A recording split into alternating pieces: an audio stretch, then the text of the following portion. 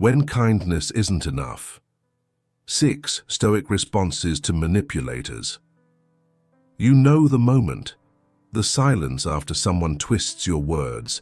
The sting when a friend makes you feel guilty for saying no.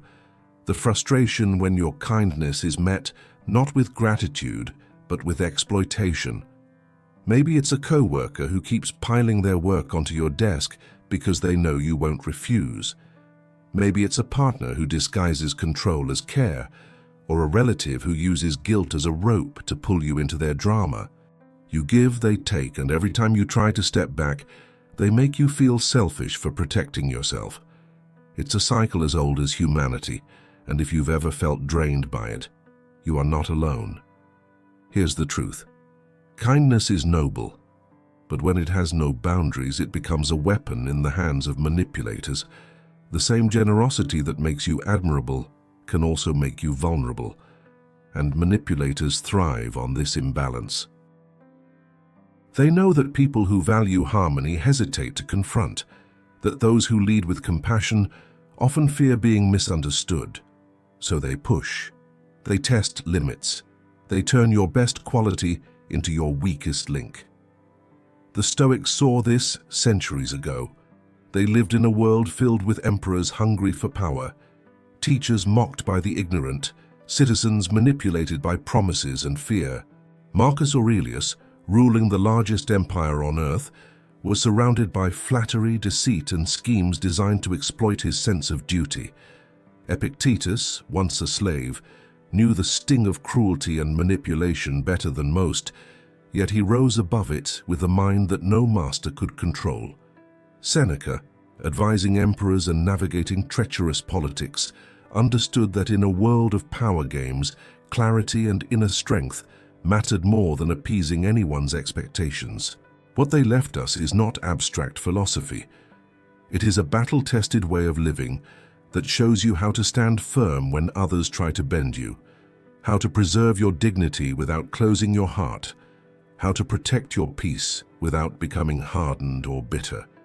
Today, we'll uncover 6 Stoic responses that shield your mind, your energy, and your dignity when kindness alone is no longer enough. These are not clichés. They are timeless strategies forged in an age of betrayal, power struggles, and manipulation. Strategies that remain as urgent today as they were in the courts of emperors and the streets of Rome. If you've ever felt cornered by guilt, if you've ever replayed conversations wondering why you gave in, if you've ever stayed silent only to regret it later, this is for you. Because strength does not mean becoming cruel. It does not mean abandoning kindness. It means learning where kindness ends and self-respect begins. It means being able to say, as the Stoics did, "You can control my circumstances, but you cannot control my mind. You can twist my words, but you cannot bend my principles. You can demand my silence, but I choose when to speak and when to walk away." This is where kindness transforms into resilience. This is where philosophy becomes a shield. And this is where you reclaim the authority that manipulators depend on you giving away. Reframing the problem: why manipulation works. Manipulation doesn't succeed because manipulators are always clever. It succeeds because they know how to exploit the very instincts that make us human. At the root of it lies empathy, guilt, and the deep desire for harmony. Most people would rather keep the peace than face confrontation, even when peace is only an illusion. A manipulator senses this hesitation like a predator senses weakness. They nudge you into compliance not by force, but by making you question yourself. Did you really mean to hurt them by saying no? Are you being unfair for not helping? Is it selfish to want time for yourself?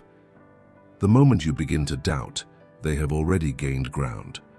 The Stoics warned about this trap.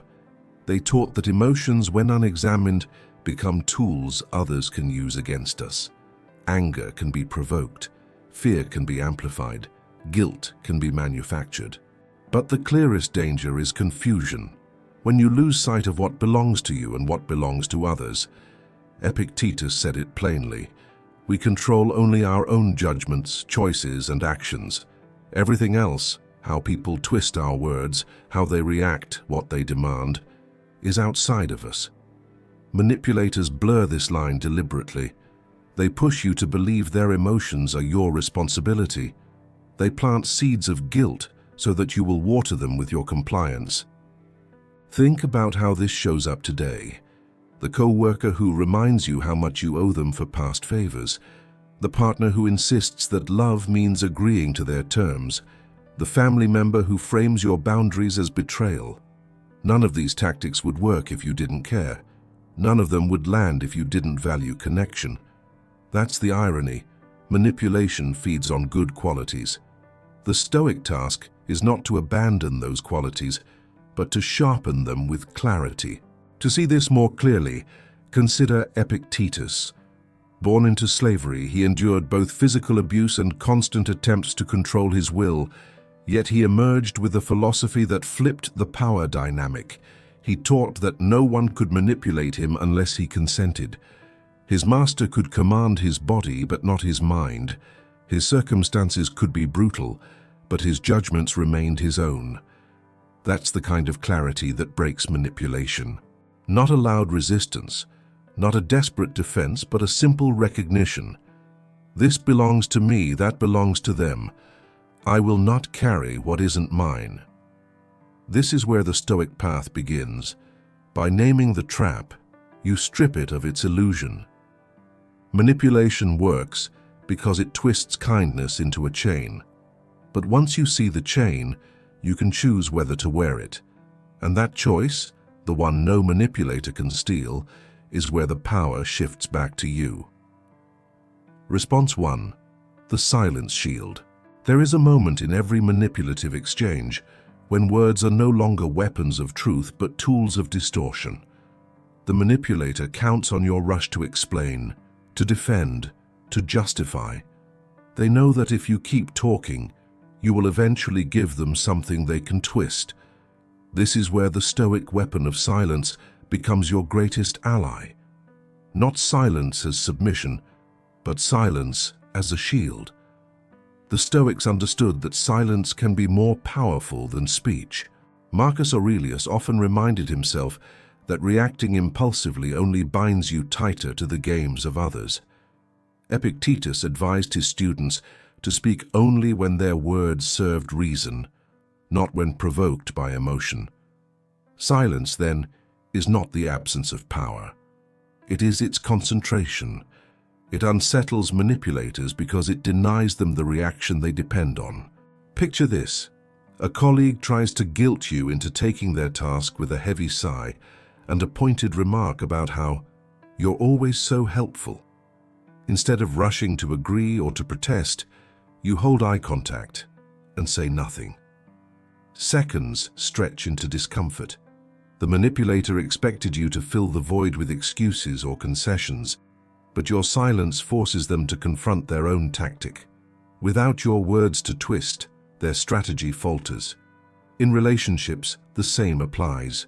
A partner accuses you of being uncaring because you set a boundary.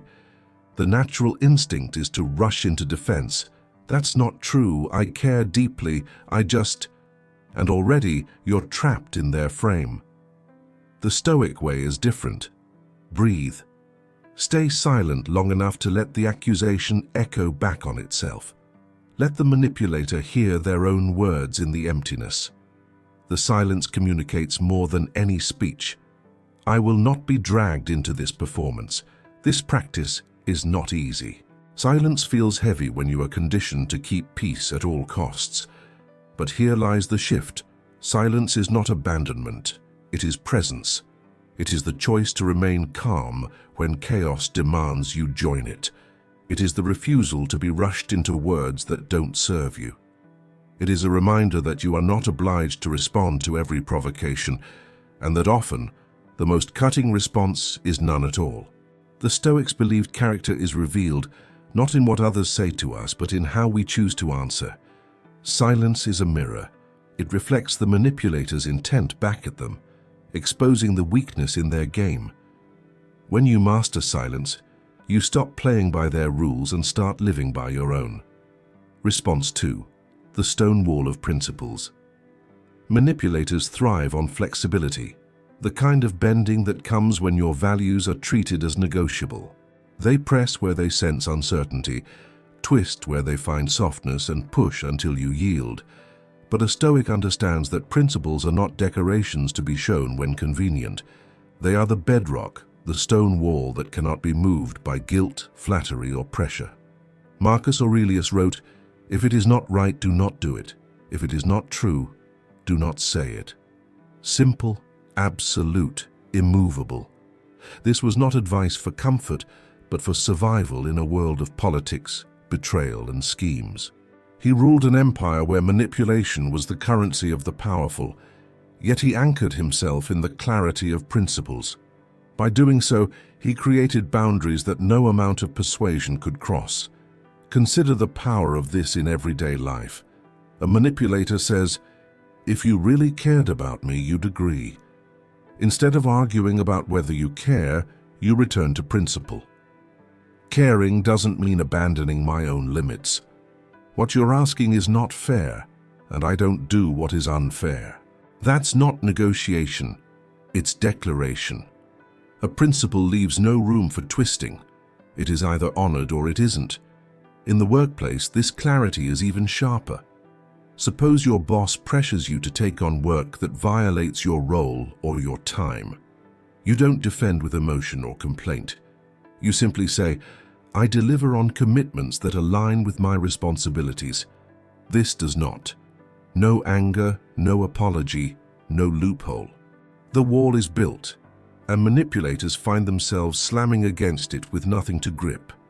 The strength of a principle is that it removes you from the endless theater of justifications. You no longer need to argue about feelings, perceptions, or what-ifs. You stand firm on a simple ground. This is right, this is not.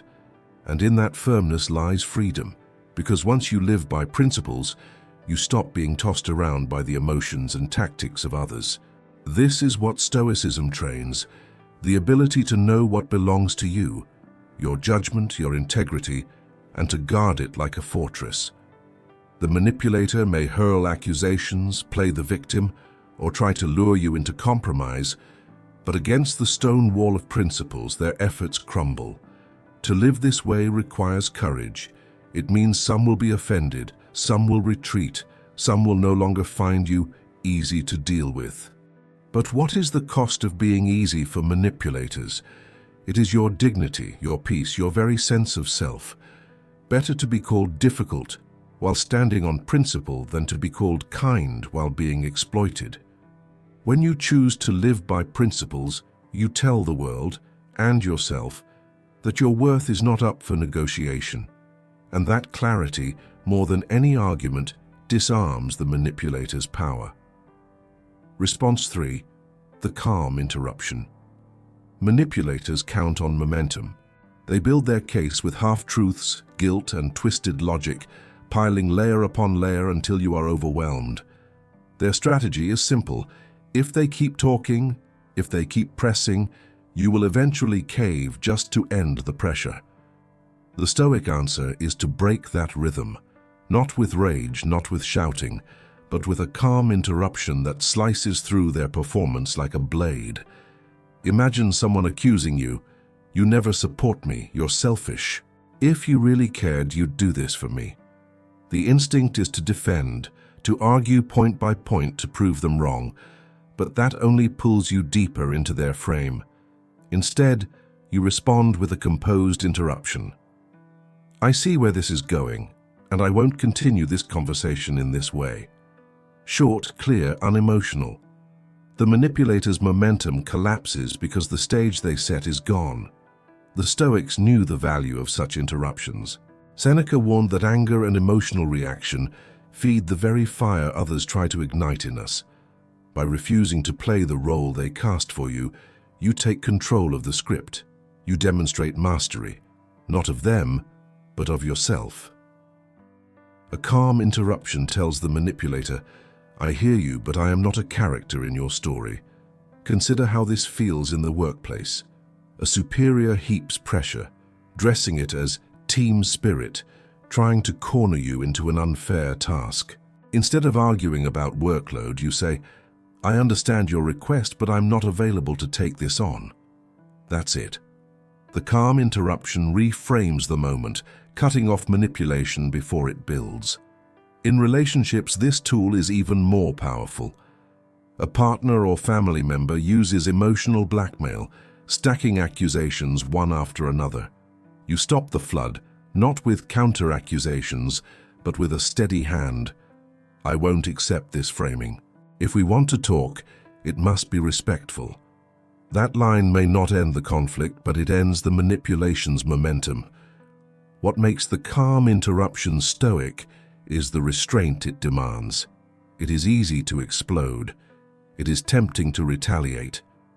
But those reactions only reveal you've been captured. Calm interruption, on the other hand, shows that your inner fortress is intact. It shows that your time, your focus, your dignity cannot be hijacked. Manipulators hate silence, but they hate calm interruptions even more, because silence can be read as weakness, while interruption is unmistakable strength. It is proof that you can see through the fog and choose where the conversation goes. It is a reminder that while you cannot control their tactics, you can absolutely control whether you participate in them. This is not aggression, it is clarity. It is the voice of someone who values peace enough to cut through chaos. And once you master it, you realize that you don't need to win arguments with manipulators, you only need to refuse to play their game. Response 4. Reframing guilt into power. Manipulation often hides inside guilt. It is the quiet weapon that turns your natural empathy into a chain around your neck. "If you cared, you'd do this. After everything I've done for you, you owe me. I guess I just don't matter to you." These phrases are designed to make you carry weight that isn't yours. And the truth is, guilt works only if you accept the burden. The Stoic answer is to see guilt not as a command, but as a signal, a chance to reclaim your freedom by reframing it into power. The Stoics taught that guilt is not an external force, it is an internal judgment. No one can plant it inside you without your consent. If your actions align with reason and principle, there is no guilt to carry. Epictetus reminded his students that what truly belongs to us is our judgment of events, not the events themselves. A manipulator can accuse, but only you decide if the accusation has merit. The moment you recognize this, their weapon dissolves. Picture this. A family member says, "You're selfish for not helping me with this." The instinct is to defend, to explain your circumstances, to prove you are not selfish. But that keeps you inside their frame, dancing to their guilt-ridden tune. The Stoic approach is different. You pause, check your principle, and if your choice was guided by reason, you stand by it. A simple response might be, "I've thought carefully about this, and I'm not able to do what you're asking." Nothing more. You refuse to wear the guilt because it does not belong to you. In a professional setting, the same principle applies. A colleague says, "You're really letting the team down if you don't take this on." The guilt trap is obvious. Instead of defending your dedication, you calmly reply, "I'm committed to the responsibilities I already hold." Taking more would compromise that commitment. Notice what happens. You don't fight guilt with apology, you reframe it with clarity. The manipulator loses the leverage they hope to gain. The Stoics would argue that guilt, when seen rightly, becomes a test of alignment. If your refusal stems from laziness, guilt might signal where you need to grow. But if it stems from honoring your principles, then guilt has no claim. In that sense, guilt can be turned into power, a reminder to check yourself, and once you're clear, to stand firm without hesitation. Seneca wrote that a person who has done nothing wrong should not tremble before the accusations of others. That trembling is what manipulators count on. But when you see guilt for what it is, a judgment you control, you stop being their puppet. You stop apologizing for living within your boundaries. You stop explaining your no as if it requires permission. Reframing guilt is not about coldness. It is about courage. It is about realizing that kindness without clarity becomes slavery. When you free yourself from false guilt, you discover a deeper form of compassion, one rooted in strength, not submission. And that is the kind of kindness manipulators cannot exploit. Response 5. The mirror of logic. Manipulators thrive in fog. They rely on emotional reactions, confusion, and the hope that you won't stop to examine what they're actually saying. Their tactics collapse, however, when exposed to the clear light of reason. This is where the Stoic response becomes a mirror. Instead of defending yourself against their accusations, you reflect their words back with logic they cannot escape. Marcus Aurelius reminded himself to always ask, "Is this necessary? Is this true?" Those questions cut through layers of deceit because they force clarity. Manipulators don't want clarity. They want you tangled in feelings. By calmly demanding reason, you shatter the illusion they've built. Consider this example. Someone pressures you. "If you loved me, you'd do this." Instead of arguing about whether you love them, you turn to logic. Explain how love requires me to ignore my limits. How does this action honor both of us fairly? The manipulator now faces the weight of their own claim. Emotional fog turns into uncomfortable silence. Logic holds up a mirror they cannot hide from. In the workplace, this tool is devastatingly effective. Suppose a manager says, "If you were really a team player, you'd stay late again tonight." Instead of defending your loyalty, you respond, "How does staying late tonight support long-term effectiveness for the team if it burns me out tomorrow?" The logic is undeniable. The manipulator may not like the answer, but they cannot twist it into guilt without exposing their game. The Stoics trusted reason as the natural law, the highest guide of human action. Deception cannot withstand it for long because logic does not bend to emotion. Epictetus would tell his students that when faced with pressure, the task is not to match emotion with emotion, but to ask the simple, rational question that reveals the truth. In doing so, you pull the manipulator out of the shadows and force them into the open. Using logic this way does more than protect you. It trains your own mind to remain steady. Each time you respond with reason instead of reactivity, you strengthen the habit of clarity. You remind yourself that manipulation thrives only when you abandon your own capacity for judgment. The beauty of this response is its elegance. You don't accuse, you don't fight. You simply ask the kind of question that makes truth, or the lack of it, undeniable. And when faced with that kind of mirror, manipulators often retreat, because they cannot twist what refuses to bend. This is the Stoic lesson. Reason is the weapon no one can take from you. Use it, and the games of others collapse under their own weight. Response 6. Walking away without anger. The final and most decisive Stoic response to manipulation is also the simplest. Leave, not in rage, not in resentment, but with calm detachment. Walking away without anger is the ultimate declaration that your peace, your dignity, and your mind are not for sale. It is the act that says, "I owe you no endless explanations. I owe you no submission to your tactics. I owe you nothing beyond what reason and virtue demand. And if you cross that line, I remove myself." Seneca wrote that true freedom is found not in having everything, but in needing nothing from those who would enslave you. A manipulator's power lives in your willingness to stay entangled. They thrive when you argue, when you defend, when you keep proving your worth. Walking away denies them the very fuel they need. It shows them that your identity is not bound to their approval. Think of a relationship where guilt, blame, or subtle control has been the background music for years. You try to reason, you try to explain, you try to fix, but the pattern repeats. The Stoic path says, when reason fails and boundaries are disrespected, the door remains. Leaving is not weakness. It is the clearest sign of strength. It is the refusal to chain yourself to what corrodes your soul. In professional life, the same principle holds. There comes a point when a toxic workplace or manipulative leadership crosses the threshold of reason. You may attempt silence, boundaries, calm interruptions, logic. But if the environment feeds on exploitation, you step out. Walking away is not quitting, it is choosing.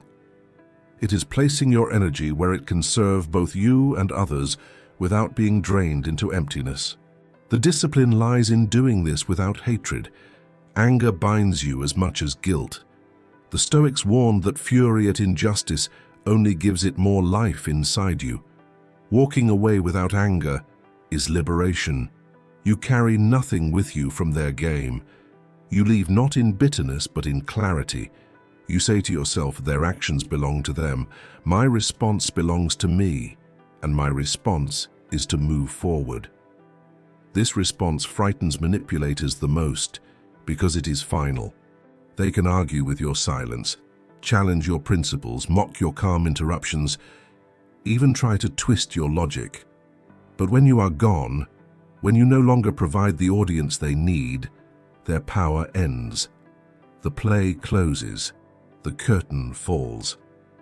Walking away without anger is not the rejection of kindness. It is kindness to yourself. It is the recognition that your time, your attention, your very soul are too precious to be wasted in the theater of manipulation. And once you embrace this, you discover a freedom that no manipulator can ever touch. The Stoic core message. Kindness, at its highest form, is not weakness, but strength. It is the willingness to treat others with dignity even when they don't deserve it, the choice to extend humanity in a world that often forgets it. But there is a dangerous illusion, the belief that kindness must mean endless giving, endless tolerance, endless self-sacrifice. That is not kindness, that is surrender. And manipulators know it. They sense when kindness is unguarded, when it has no boundaries, when it is willing to pour itself out until nothing remains. The Stoics remind us that this is not virtue. It is slavery disguised as virtue. The heart of Stoicism is clarity, knowing what belongs to you and what does not. Your thoughts, your judgments, your choices, these are yours. The reactions of others, their demands, their attempts to twist your empathy, these do not belong to you. The moment you confuse the two, you hand over the keys to your peace. That is why manipulators thrive in confusion. They make you believe their emotions are your responsibility, their struggles your obligation, their accusations your truth.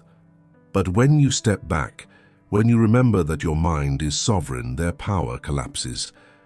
Marcus Aurelius warned himself daily not to live as if others' opinions could touch the soul. Epictetus told his students that a man is enslaved not by chains of iron, but by the chains of his own judgments.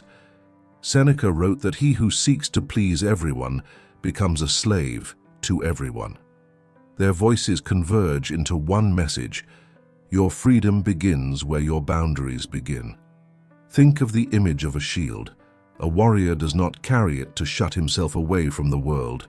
He carries it to protect what is most valuable while still stepping into the battle. Kindness is that same shield when joined with strength. It allows you to engage with the world without being destroyed by it, to give, but not to be emptied, to care, but not to be consumed, to listen, but not to be silenced. This is the balance the Stoics demand. Compassion without collapse, love without chains, openness without exploitation. When you live this way, you no longer fear manipulation because you see through it. The co-worker's guilt trips bounce off the shield of your principles. The partner's twisted accusations are silenced by your calm refusal. The family member's endless demands are met with reasoned boundaries. You no longer argue endlessly. You no longer explain endlessly. You no longer beg to be understood. You simply stand, firm, clear, untouchable in the only way that matters, within yourself. This strength does not harden you. On the contrary, it frees you to be truly kind. Because when kindness is chosen and not coerced, it becomes pure. When it flows from clarity rather than confusion, it becomes powerful. When it is backed by principles, it earns respect instead of exploitation. This is why kindness plus boundaries equals respect, not just from others, but also from yourself. The Stoic core message is simple but life-changing. Control what is yours, release what is not, and protect your mind as your most sacred possession. Manipulators lose their grip the moment you refuse to carry what they hand you. They may still speak, still accuse, still demand, but you no longer bend. You meet them with silence, with principle, with logic, with calm withdrawal. And in doing so, you reclaim the one thing they can never take without your consent, your freedom. To live with this clarity is to live as the Stoics lived, in a chaotic world yet unshaken. It is to wake each day with the quiet confidence that while you cannot control others, you can always master yourself. And in that mastery lies a power greater than manipulation, greater than fear, greater than deceit. It is the power of a mind that knows its own worth and a spirit that refuses to bow. You've now seen what the Stoics knew centuries ago, that kindness without boundaries is not strength, it is surrender. And you've learned 6 responses that put the power back in your hands: silence that unsettles, principles that do not bend, calm interruptions that end the game, the reframing of guilt into clarity, the mirror of logic that exposes the truth, and, when all else fails, the quiet exit that preserves your dignity. But this cannot remain just theory. Philosophy is worthless if it lives only in books or in videos. Its power emerges only when it is practiced, when you carry it into the conversation with the manipulative coworker, when you use it in the tense exchange with the family member who thrives on guilt, when you stand firm with the partner who tries to twist your compassion into control. The Stoics believed wisdom must be lived daily, tested daily, proven daily. And so the question now is not what you've learned, but what you will do with it. Which of these 6 responses will you practice this week? Which one will you keep at the front of your mind the next time someone tries to corner you with guilt, pressure, or deceit? Will you master the silence that breaks their rhythm? Will you stand on principles that no one can twist? Will you calmly interrupt manipulation in its tracks? Will you reframe guilt into a reminder of your freedom? Will you hold up the mirror of logic until truth becomes unavoidable? Or will you choose the greatest strength of all, the strength to walk away without anger? Take one, just one, practice it until it becomes yours, then add another and another. Because this is how resilience is built, not by memorizing philosophy, but by embodying it in the moments when it matters most. If this video has brought you clarity, if it has given you a tool you didn't have before, then I invite you to join me on this path. Subscribe and be part of a community that refuses to be broken by chaos, that chooses wisdom over reaction, strength over submission, clarity over confusion. Each week we dive deeper into Stoic resilience, not as abstract history, but as living practice for modern warriors of the mind. Remember, manipulators lose power not when they stop trying, but when you stop giving. Your dignity, your peace, your freedom, they are already yours. The Stoics showed the way. Now it is up to you to walk it.